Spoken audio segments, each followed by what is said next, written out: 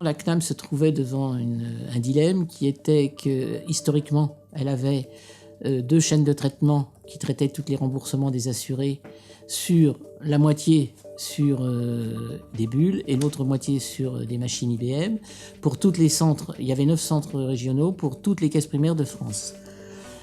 Cette migration, effectivement, avait comme objectif au niveau du schéma directeur de passer en monofilière, donc de diminuer les coûts de maintenance, de diminuer les coûts d'exploitation puisque les machines mainframe revenaient plus cher que les machines Unix du monde ouvert, et de pouvoir permettre une évolution technologique sans aucun arrêt de service et d'avoir une continuité de garantir, c'est-à-dire pas d'effet Big Bang qui permettait de prendre des risques trop grands sur cette évolution.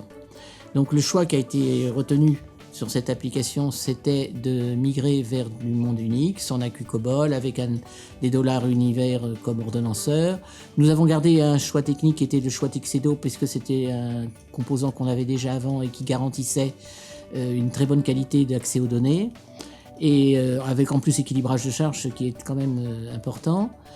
Le projet a été coupé en 2 étapes. Une première étape qui concernait les données, puisque bien entendu les machines bulles travaillaient en base de données IDS2 et les machines IBM en base de données DB2 qui ne se parlent pas ni l'un ni l'autre. Et la seule base commune entre les 2 machines était une base Oracle. Donc on a commencé par faire une migration vers un serveur de données AX5 bien sûr, avec un module DBSP qui permettait de traiter les données et de renvoyer aux 2 chaînes les mêmes résultats, quel que soit le traitement qu'il appelait. Donc ça, cette première étape a été atteinte en 18 mois. Le retour sur investissement s'est fait tout de suite parce que dès que cette étape a été franchie, on a pu mettre en place les nouvelles chaînes dont vous avez sûrement entendu parler comme le médecin traitant sur cette nouvelle base et non pas sur l'ancienne. Donc on avait déjà un bénéfice induit de notre migration. La deuxième étape, elle, prévoyait de migrer les applications par étape, par lot. On avait prévu 7 lots pour faire cette migration en douceur, de façon à garantir la continuité de service toujours. Alors, si c'était à refaire, on aurait le même choix de cible, parce qu'il était clair que c'était le bon choix. D'ailleurs, la meilleure preuve, c'est qu'on a quand même gagné annuellement 18 millions d'euros dans le coût de fonctionnement, c'est quand même pas une mince affaire. Je ferai le même choix en ce qui concerne les outils de portage, notamment Metaware et Refine. Le bilan du service que Metaware nous a apporté a été excellent.